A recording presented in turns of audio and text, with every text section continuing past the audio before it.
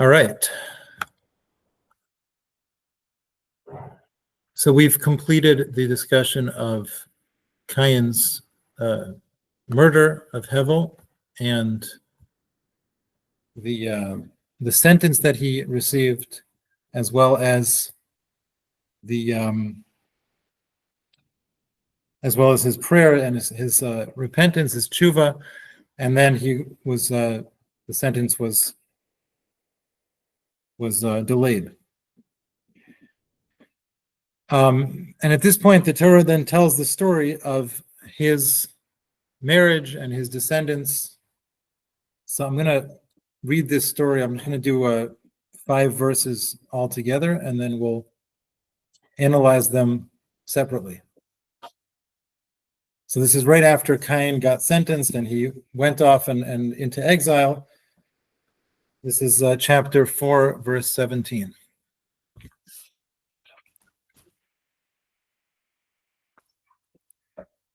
So it says, Vayeda Cain es ishto. Cain knew his wife, which, as we've said in the past, is a euphemism. He lived with his wife, and as I've mentioned in the past, it's not just a euphemism. It's a real thing. He made himself aware of his wife, and thereby they were able to conceive together. Vayida Cain es ishto. Cain knew his wife. Vatahar, she became pregnant. Vateled es Chanoch. She gave birth to Chanoch. So that's the second generation, or third really. It's Adam and Eve, and then Cain. His son is called Chanoch. We're not told what his wife's name was, but his son's name is Chanoch. Vayhi boneir, and he, Cain, became a builder of a city. It doesn't say he built a city, it said he became a builder of a city. Vayikra shem ha'ir kishem beno Chanoch. He called the name of the city like the name of his son. He called it Chanoch. So verse 17 says, Cain had a child, he named him Chanoch, and then he built a city, which he named after his son. And then it just continues with the generations. Vayivaled la Chanoch es Irad. To Chanoch was born Irad, that was his son. Ve'irad yaladas Mechuyael. Irad had a son named Mechuyael. Umchiyael, the name changes slightly, which is not uncommon. Umchiyael yaladas Mesushael, Mesushael yaladas Lamech. So we're going through the generations. Cain had Chanoch, Chanoch had Irad, Irad had Mechuyael, Mechuyael had Mesushael, and Mesushael had Lamech. So Lamech is a 6th generation from Cain, including Cain. And then it says, Vayikach lo Lamech shtei nashim. Lamech took to himself 2 wives. Shem ha'achas Ada, v'shem ha'shenis Tzila. One was named Ada, one was named Tzila. And then they had children. Vateled Ada es Yaval. The first wife, Ada, had a son named Yaval. Hu haya avi Yoshev ohel mikneh. He was the father of all people who live in tents and raise cattle. Not literally the father, but the initiator of that practice of living in tents and raising cattle on the pasture. The Shem Achiv Yuval, his brother's name, another son of Lamech, was Yuval. Who haya avi kol tofes kinor ve'ugav. He was the father of all people who hold the harp and the ugav, some other instrument, the flute. Okay. So Yuval was a musician. And then I forgot to type up the other. Let's give one more verse 22, which I didn't put on the screen. A mistake. The Tzila, the second wife, Tzila, Gam Hi Yolda, she also gave birth as Tuval Cain, to a son named Tuval Cain. Lo Teish Kol Choresh Necheshes Ubarzel. He was someone who sharpened the profession of, meaning he perfected the profession of copper and iron, or alternatively bronze and iron. Va'achos Tuval Kayin Na'ama, the sister of Tuval Kayin was Na'ama. So in short, we have 7 generations: Kayin, Chanoch, Irad, Mechuyael, Mesushael, Lemech, and then Lemech had 4 children. 3 sons, Yaval, Yuval, and Tuval Kayin, all with similar names, and then a daughter named Naama. And then the story goes on, but we'll get to that next week or the week after. But that's the story of Cain's descendants. We have the 7 generations, and in the 7th generation, we're given the names of 4 children in that generation. Now, to appreciate what we're about to say, we have to remember that the Torah is not a book of history. It's not telling us what happened long ago because it happened. How do I know that?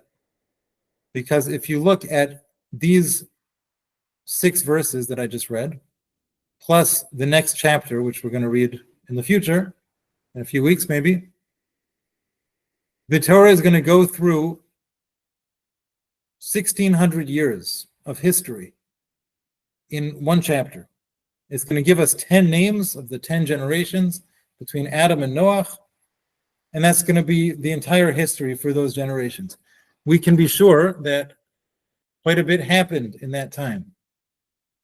All of the foundations of society were set in that time. That was the first 1,600 years of humanity. A lot happened in that time, but we're not told everything that happened in that time. And then in the following parsha, Noach, we're going to read another several hundred years from Noach to Abraham, and we're not told anything that happened in that time until the Tower of Babel. So the Torah is not interested in giving us a detailed history of the world. It's interested in telling us specific incidents that occurred because there's an important lesson to be learned. So what are we learning from the descendants of Cain? Why do we have to go through this list of names of Cain's descendants? There has to be some meaning here that we're supposed to derive from these 6 verses.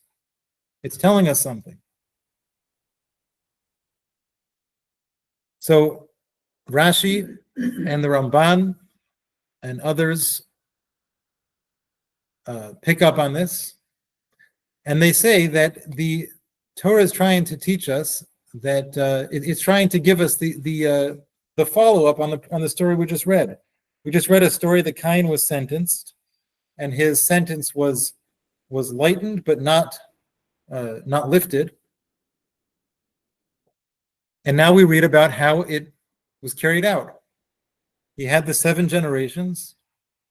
As he was told, he was going to live for 7 generations. And then, as we'll read in the next few verses, he ended up getting killed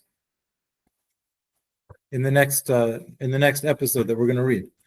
So the Torah is trying to tell us that Cain's sentence was fulfilled, and also that the lightening of the sentence, the fact that he didn't die right away, he was given some time to live, is also an important lesson that we're learning, that when he did tshuva, he got a little bit of time.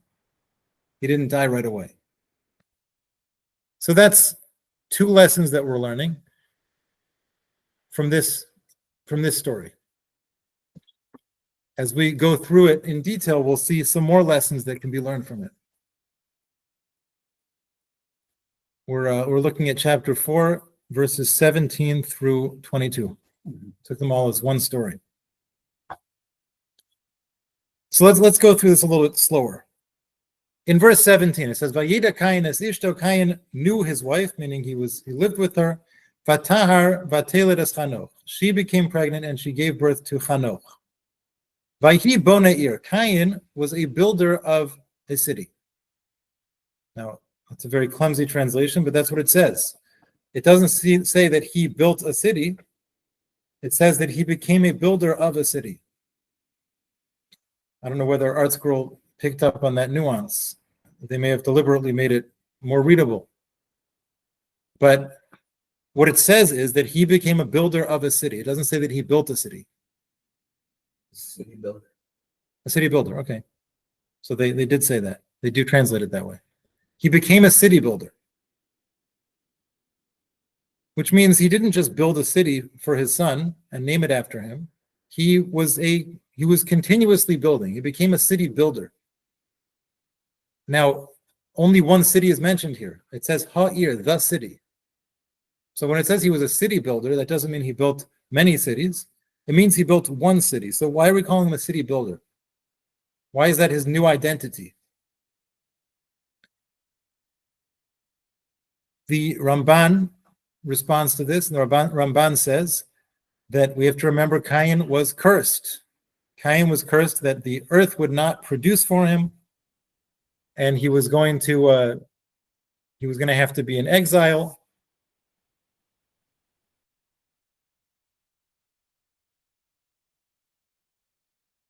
So, therefore, when he built this city, he didn't just build it. He started building it. The project failed. He had to start again. It failed again. It took him a long time before he could get this project off the ground because he was cursed. His produce was cursed. He wasn't going to be able to produce. So he was a bona'ir. He became a consistent builder of a city because he had to work on this forever, on this city. And he was by himself. At first. I imagine eventually he got some help. I also imagine this wasn't Chicago. It wasn't a city for 3 million people. It was probably a very small city. But it was something, and whatever he built, he wasn't able to be successful. But one thing that he did do is he called the city Chanoch. He didn't call it Cain because Cain was a cursed name. He didn't want to call it after himself. For his own city would never be successful. He called it by his son's name. It's his son's name, so maybe he'll be able to be successful. He can't build anything for himself, but maybe he can build it for his son. So he named it after his son. It took him a long time to build, but he named it after his son, and maybe in that way it would be able to survive. Whether it did or not, I don't know, because it was destroyed in the flood. We don't know what happened to it, but that was his city.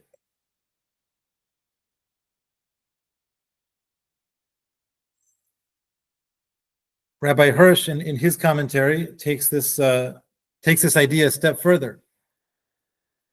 He says Cain was cursed.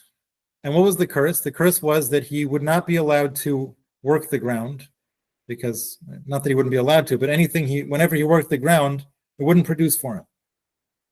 And if he tried to mingle with society, he would be shunned by people. He wouldn't be able to stay in one place. So he's driven away from the land, and he's driven away from society. What else is he supposed to do? He can't produce anything natural, and he can't live with other people. He built a city. All he had was himself. All he had was his own abilities. So he used those abilities to create a city.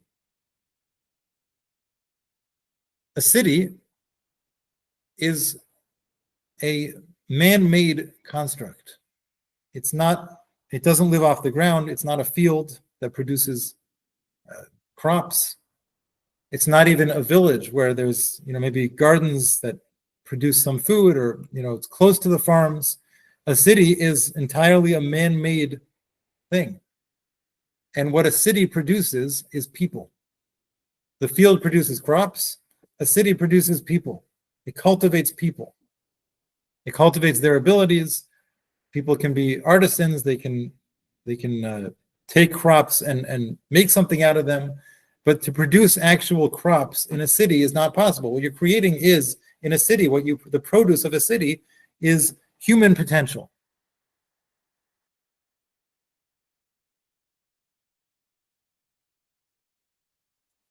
And throughout the Torah, a city is not the same thing as land. It's interesting.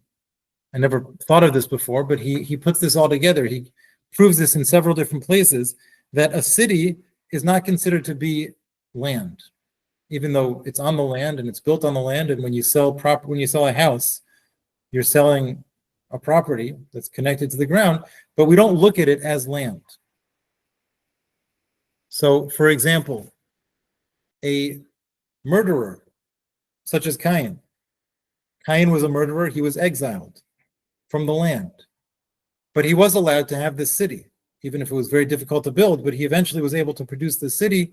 His son lived in it. He was allowed to live in it.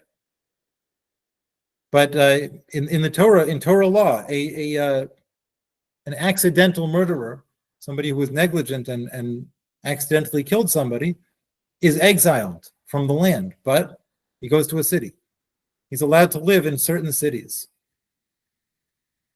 Similarly, the tribe of Levi. Levi is not allowed to own land in the land of Israel. Each tribe got a certain portion. Even the tribe of Shimon, which didn't really get a real portion, but they did get little isolated areas that were theirs. Levi did not get any portion in the land, but they did get 48 cities. So they can't own land, but they can own cities. And finally, when you sell land, there's a law in the Torah that if you sell land in Israel, after 50 years, not after 50 years, but at the Yovel year, the Jubilee year, the 50th year, the land reverts to its original owner.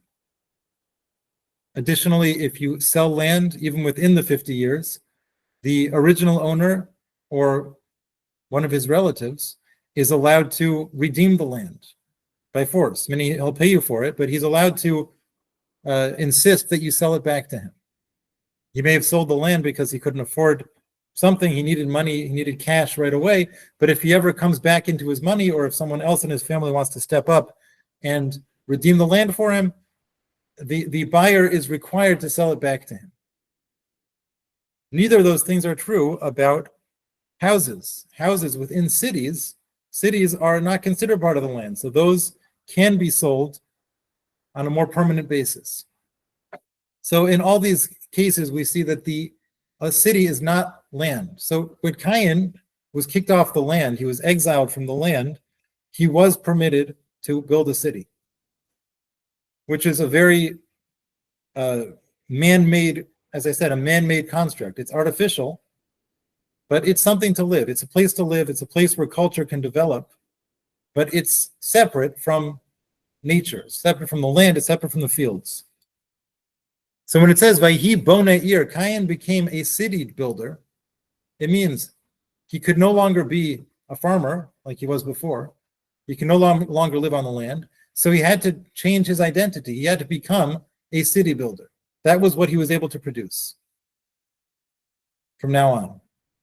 Now, he may have only built one city, but that was his new identity. He's no longer a farmer. He's now a city person. And as we go through the generations of Cain, we'll see that each one of them furthered the development of city life, of human culture, but the artificial human culture disconnected from the natural, God's natural land that he created.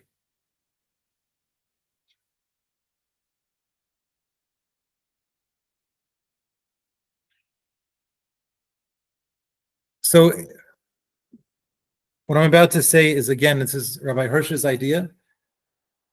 He himself says that this is not something he can be sure of, but it's a possibility. If you look at the names of the descendants of Cain, there may be something we can learn about who these people were, or if not the people themselves, who the society around them, what the society around them was like. That maybe their parents gave them these names to represent what was going on in society. And whether this is true or not about those people is hard to say. This is a history of long ago, but the lesson that we can learn from it is definitely applicable to future societies. We have these 6 names: Cain, Chanoch, Irad,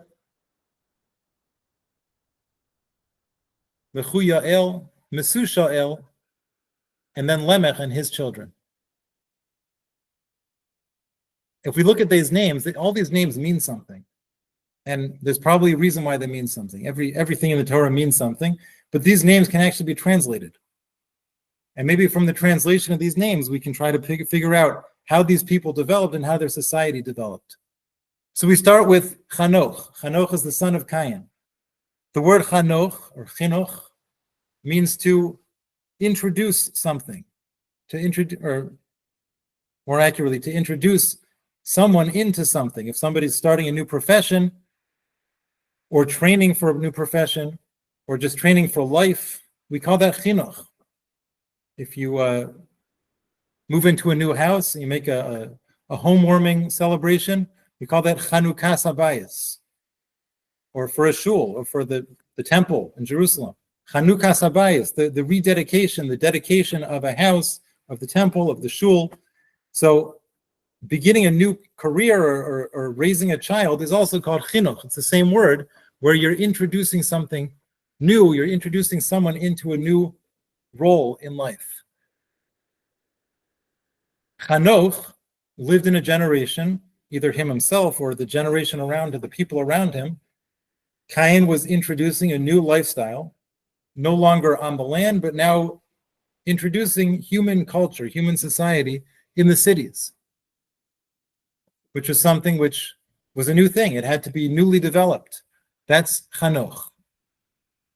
A new development which had to be created. The next generation is called Irad.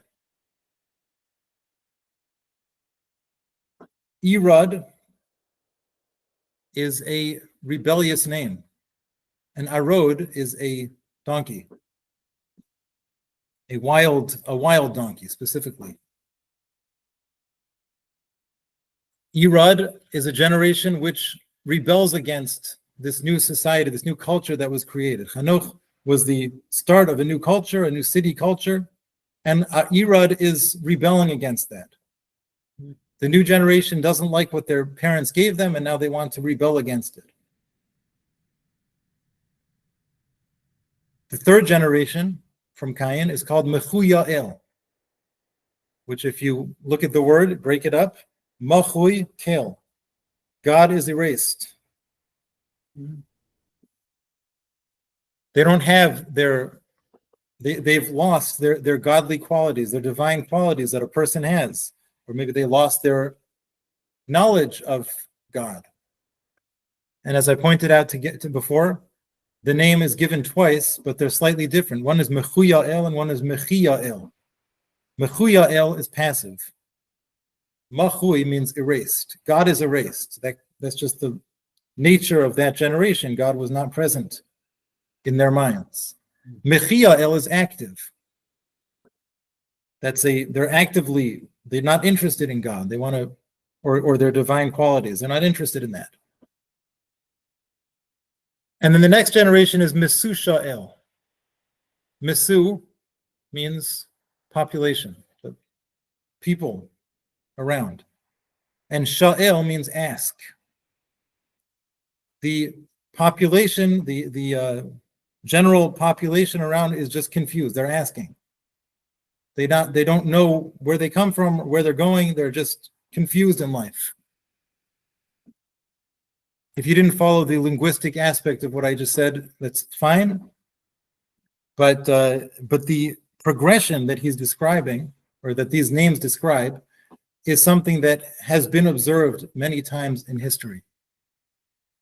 The first, you have a generation which restarts a new society, which restarts a new culture, and they have an ideal that they're living for. They're trying to build something. But that something is not based in God. It's not God's law. It's not what God told them to do. It's their new culture. Because they have an ideal, that ideal holds them together, and it holds them to build something. And they do. They build it. And they're all working together, and they're all producing. They're all idealists. They're living for something. But invariably, their children are Irad. Once the thing is built, the idealism has fulfilled its purpose. The second generation doesn't inherit that. It doesn't inherit that idealism. It doesn't, whatever was produced was produced. The culture exists now. But what does it mean? What's its purpose? What does it stand for? So the second generation just rebels. They don't see why they're doing this. So they don't appreciate what their parents have built. The third generation becomes mechu ya'el. All their godly qualities are gone because they weren't raised with any kind of idealism. Now, their grandparents' idealism also was possibly misdirected. It wasn't directed toward anything divine, anything that God told them to do, but it was something. It was some kind of ideal. But the third generation, the second generation, was at least raised with some kind of ideal, even if it may have been misguided. But the third generation doesn't have an ideal. They don't have anything to live for. They're mechu ya'el. Their godly qualities, their idealism is non-existent. I'm going to turn off my phone because someone keeps calling me. So do they have any contact with Adam Harishon, or they were completely? They must have had some contact. Actually, and we'll get to this next week, but there is a midrash that Lemech, the final generation, did talk to Adam. So I'm sure he was an important person in their lives. But again, their personal parents and grandparents were living this new ideal of human culture without necessarily leading to God, just a human culture. So the first generation is idealists, whether or not it was a good ideal, but an ideal nonetheless. The second generation doesn't appreciate that ideal. And the third generation has lost their qualities. The fourth generation is even lower. They're just confused. They weren't raised with any kind of ideal. In fact, the idea of having ideals was non-existent because their parents had already rebelled against anything godly that was in them. So this fourth generation becomes mechu ya'el. They're just confused. They're confused people. Which, I mean, I don't have to list specific examples. This has happened over and over again in Russia, in Israel, here in America. So many movements have been started, which the first generation was all idealistic about it, but their children didn't inherit that. Mm-hmm. Their grandchildren lost all kind of ideal, and their great-grandchildren were just confused. They didn't know what they're living for. Happening now. It is happening now, yes. We could call our present generation a mechu ya'el, just a confused populace. Now, Rabbi Hirsch's words, as he introduces this idea, is it may just be an empty dream. What he's reading into these names, like maybe he's reading too much into them. But whether or not he's reading too much into them, the names definitely mean something. And the progression which they seem to describe is something we've all observed. It happens in society. So again, whether or not these names actually mean that is anybody's guess. But the idea that they teach is a valuable lesson for society. The antidote to that, which was the ideal that was supposed to happen, is that you have a society founded on God. And God is an objective truth. And his will is an objective truth. And that's an ideal which is objectively worth living for. In such a society, you have the first generation trying to build up a more godly world, a world of kindliness and belief in God and all the things that God stands for. And their children, anything can happen, but their children are being raised with a real, objectively real ideal. They'll follow that. And the next generation, and the next generation. Which is why, if you look at Jewish society, we have lived by ideals for dozens or hundreds of generations. And I can't say that we have 100% success rate because we also live within the wider culture, which is teaching us the opposite of what we try to teach our children. But those families who are able to instill the ideals into their children, the ideals of godliness and Torah, mitzvahs, were able to pass that on throughout the generations. Now, Lemech is the 6th generation, which next week, hopefully, we'll get to a very interesting episode that happened with Lemech. And there's a few different interpretations on that episode. But first, before we read that episode, it talks about his children, who all had very similar names: Yaval, Yuval, and Tuval Cain.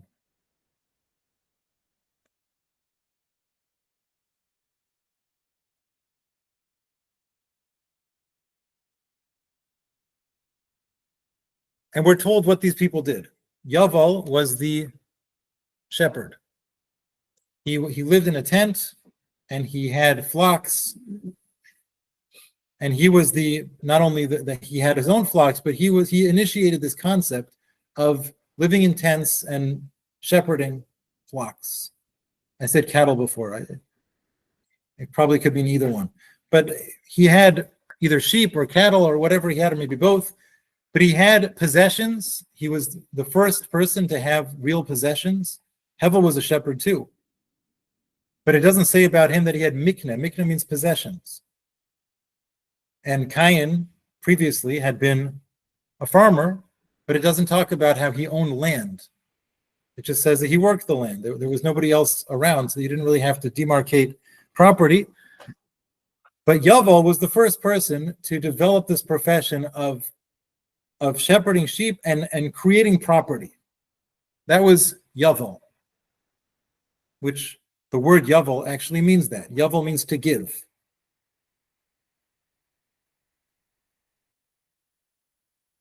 Sorry. Yaval means to bring. So he's bringing things into the world. He's bringing property to himself. And the second son is Yuval. Yuval was an artist. He was a musician. He had his harp and his flute. And it was a flute. Okay, that's how they translated a harp and a flute. And he was the initiator of this concept of music. Mm. And then this third son, Tuval Cain, was a master of metallurgy, if I'm pronouncing that right. Creating things with metal tools and producing metal tools. That was his contribution to society. All three of these are very important contributions to society. And these are the first. These three people were the first. The first merchant, the first person who produced property, the artist, the person who invented art and music, and the third son who worked with metal and created that concept of creating things out of metal.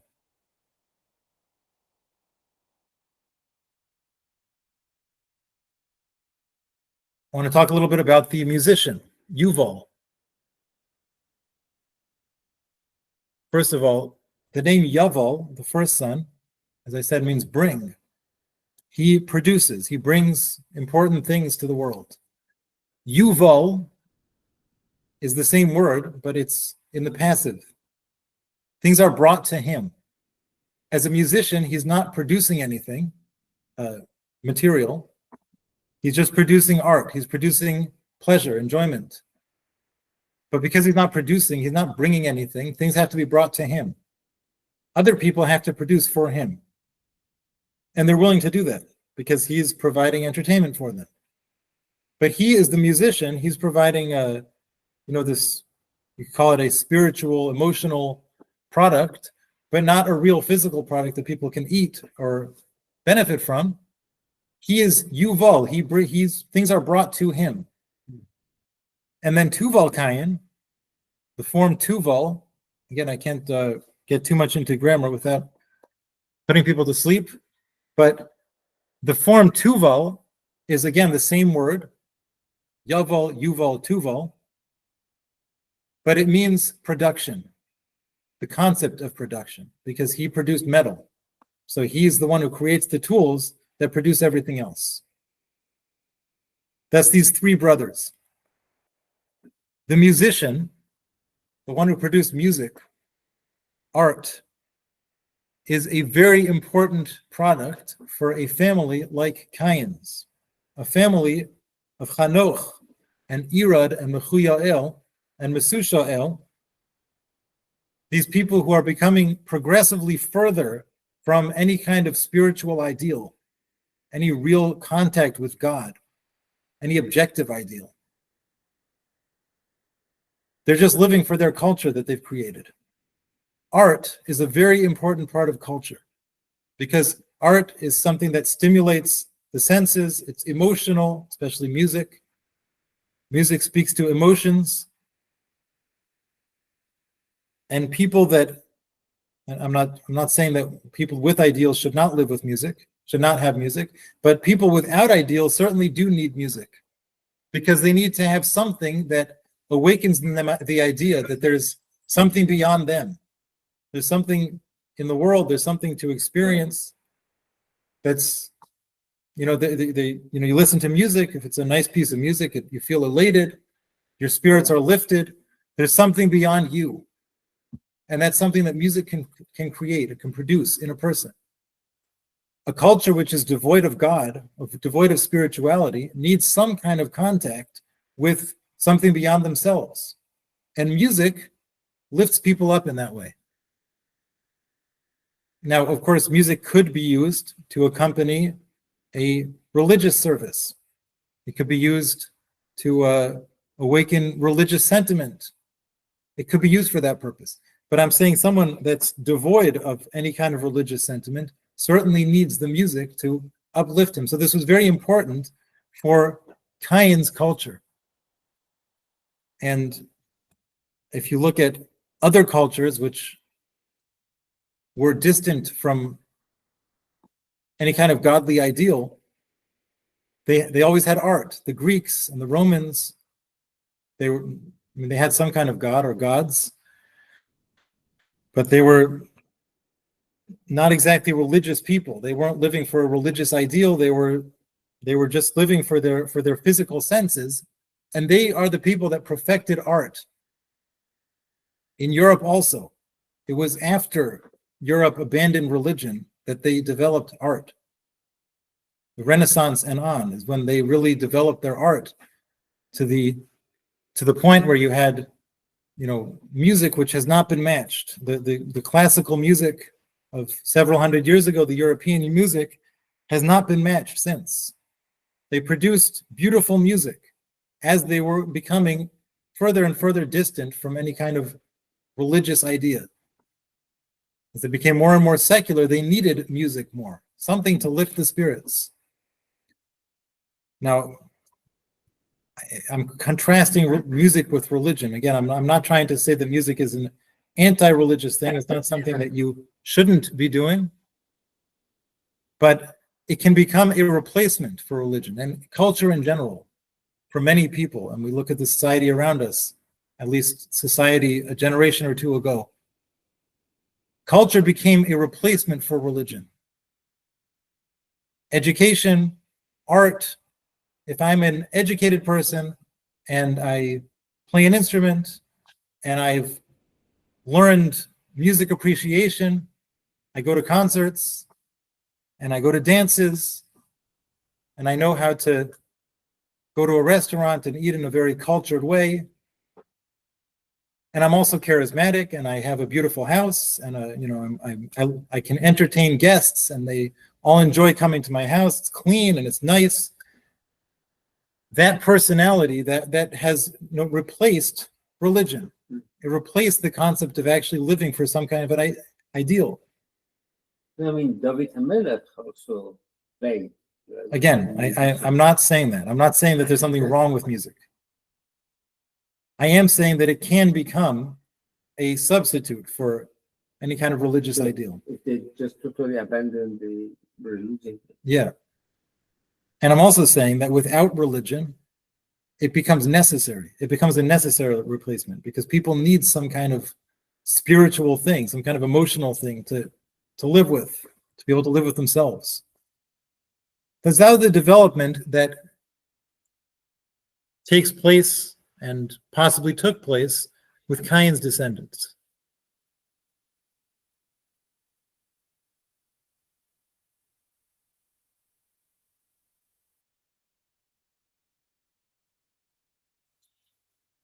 That's that development. Let's move on to the next part, which we I think this was verse 19. So again, we read this before, but we'll just do this again. Vayikach lo Lemech shtei nashim. Lemech took for himself 2 wives. Shem ha'achas Ada, v'shem ha'shenis Tzila. One was named Ada, and one was named Tzila. Rashi picks up on a few nuances in this verse.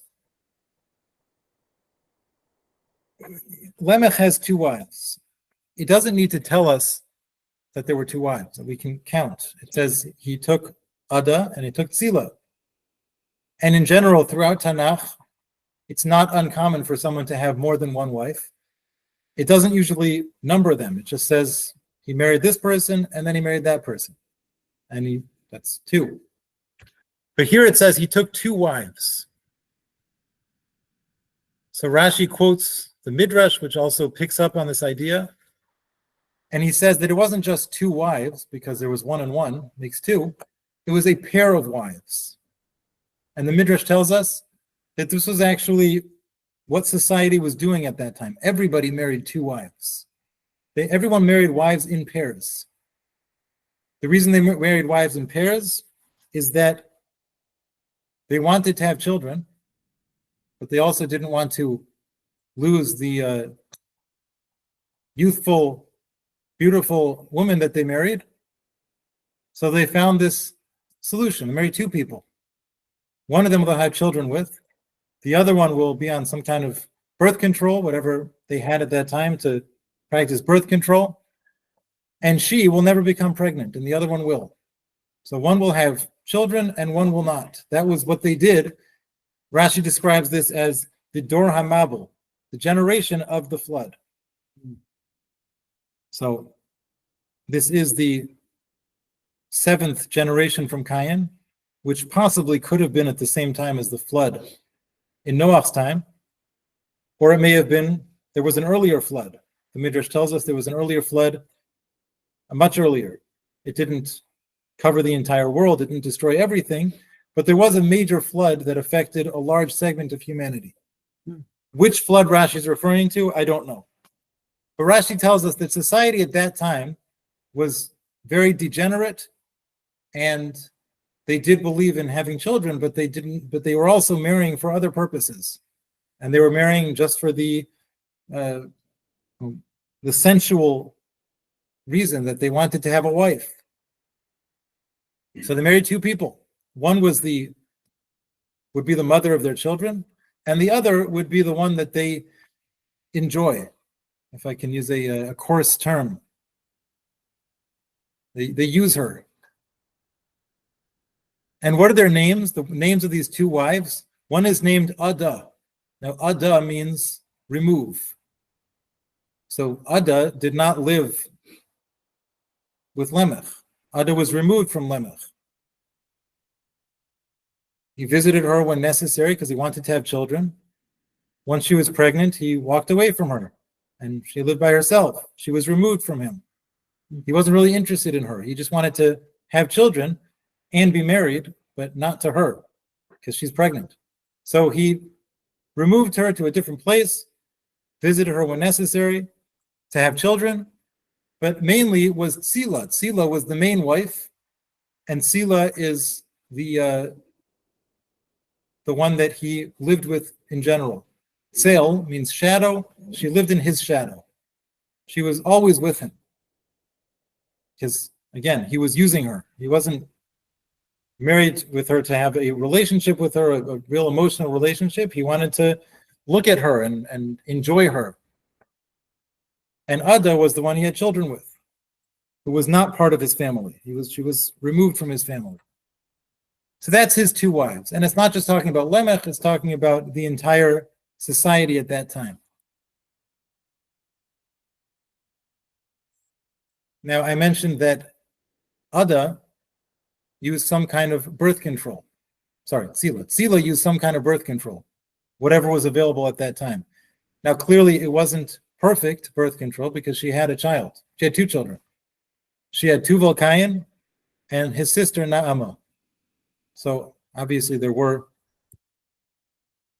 wasn't perfect birth control, but he tried to prevent her from becoming pregnant. And as I said, that was the practice in those days. Drink a cup of roots.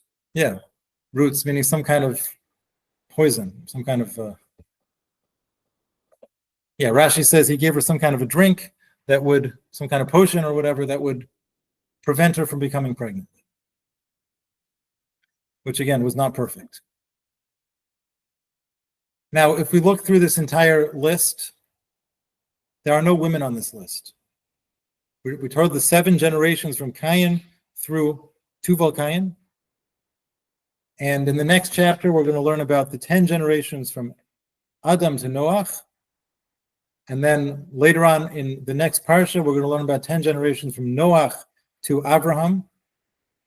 And these are all generations of men. Now, I think we can all agree that there were women at that time as well. They're not mentioned. I mean, everyone here got married, so they had their children with wives. So clearly there were women. They're not mentioned in this list. And the reason they're not mentioned is that it's not a history book. I'm sure there were some very important women that did important things, but we're just listing the generations, or maybe learning something from their names. We're learning how society developed in a negative direction until the flood. But we're not listing the history of what happened. Now, in all that list, all of these dozens of names between this parsha and the next parsha, we're going to have dozens of names of all these generations. There is one woman who is named, and that's Naama. Naama is the 7th generation descendant of Cain, daughter of Lamech from his second wife, his main wife, and sister of Tuval Cain. Why is this one woman mentioned out of all the other women that must have lived at that time? There must be something very important about this woman. Because again, the Torah is not going to tell us something for no reason. And certainly if the Torah is following a pattern of only listing men, just to give us an idea of these generations, it's not going to list one woman for no reason. And in addition, Naama has a name. Her name is Naama, which means pleasant. She's a pleasant person. So we're listing one woman, and she's a very good person, a pleasant person. Why do we have to know that? So Rashi, quoting the Midrash, tells us that Naama ended up becoming the wife of Noach. She was the wife of Noach. We're not told exactly how many years transpired between the murder of Hevel and the birth of Naama, so I don't know exactly how old she was. I mean, it's at the beginning of the story, so it sounds like she must have been very old, but not necessarily. She may have been Noach's age. She was Noach's wife. Again, because if she wasn't Noach's wife, if she weren't Noach's wife, why is she listed? There must be something very important about this woman. The Midrash is telling us she was Noach's wife. Now, how does the Midrash know that? We know she's something important, but maybe she's, I don't know, maybe she did something else. Maybe she was the first queen of Egypt. Why do we have to know that? How do we know that she was Noach's wife? The answer is that she's given a name. Her name is Naama. There's something pleasant about her. We're told that she's a good person. Well, what did she do good?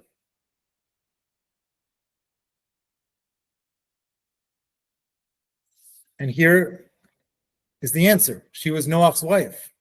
If we read the next parsha, we're going to read that there was a flood. And Noach is described as a righteous man. So he was saved from the flood. His children were, as Rashi tells us in Parshas Noach, his children were too young to be killed along with the rest of the people at that time. So they were allowed to come along with Noach, along with their wives. What about Noach's wife? Why did she survive? And after the flood, Noach didn't have any more children. So that's not why she was spared, to have more children. Why was she spared? And the answer must be because she was Na'amah. She was the other good person at that time. So out of the entire generation, we're told Noach was a tzaddik, he was a good man. His wife must have also been a good person, or else she would have been killed. And the answer is she was Na'amah. She was this one good person. She was this pleasant person in the spiritual sense.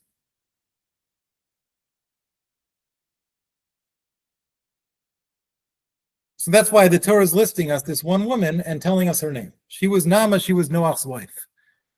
There's another very important lesson here. And that is, we look at the descendants of Cain. And we've been describing how they developed their culture.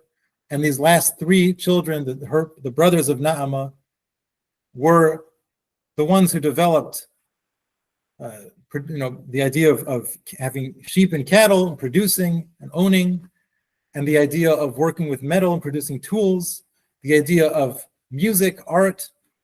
These are very important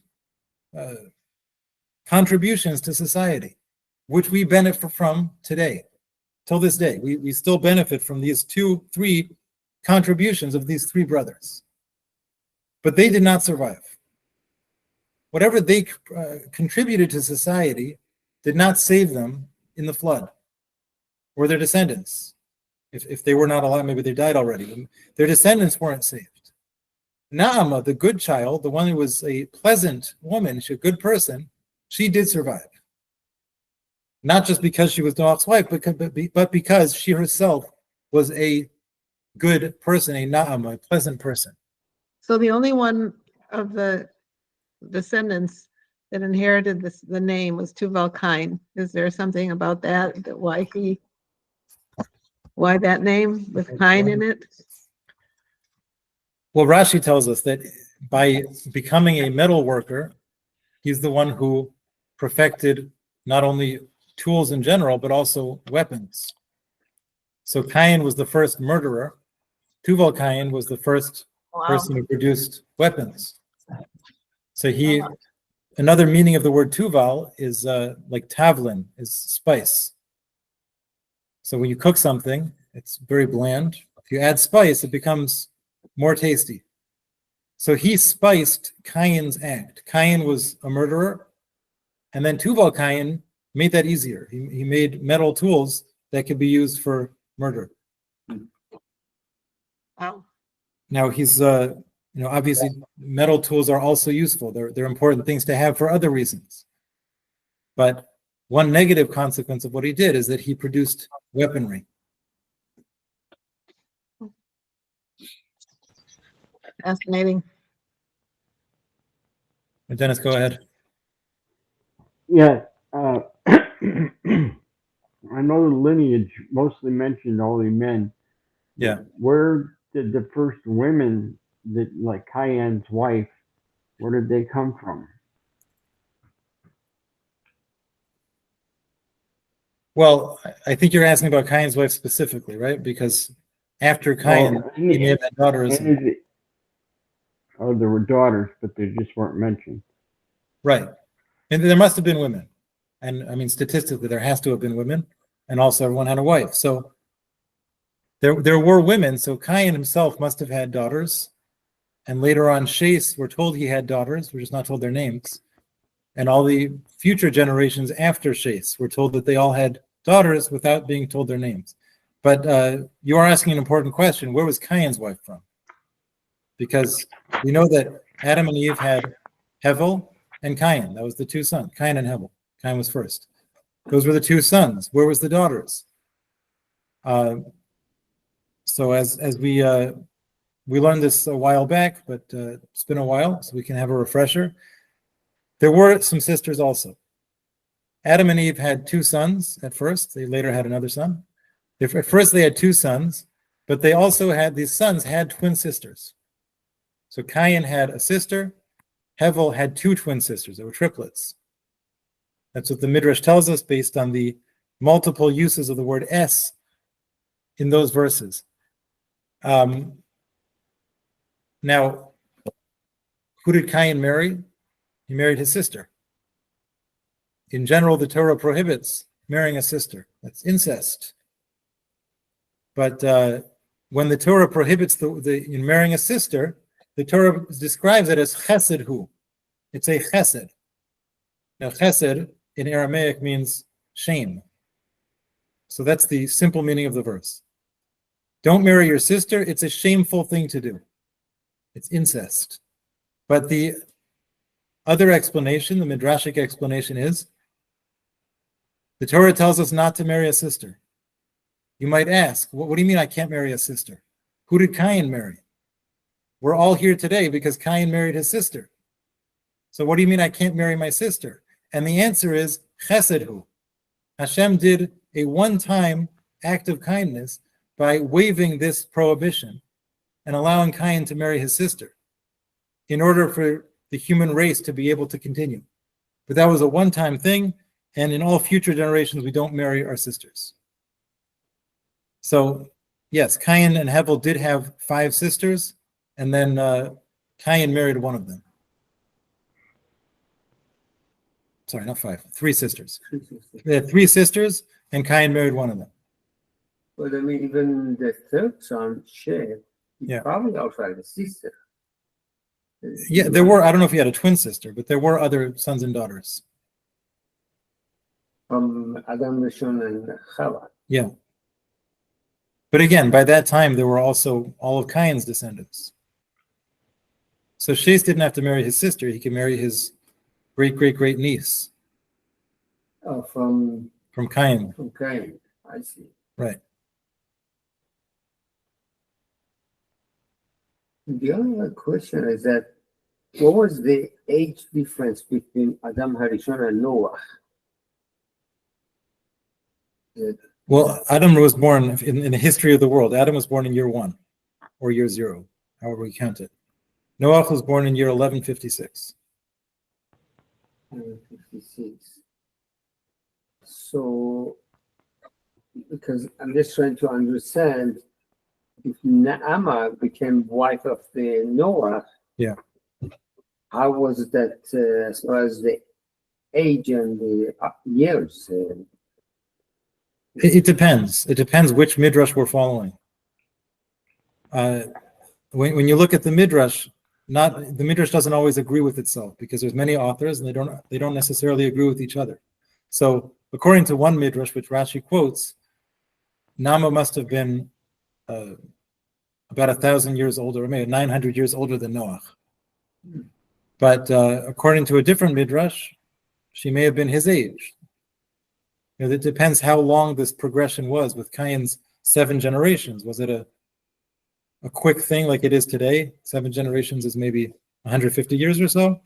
Or was it like Shes's descendants, which would have taken 1,000 years? So that makes sense. Yeah. Any other questions?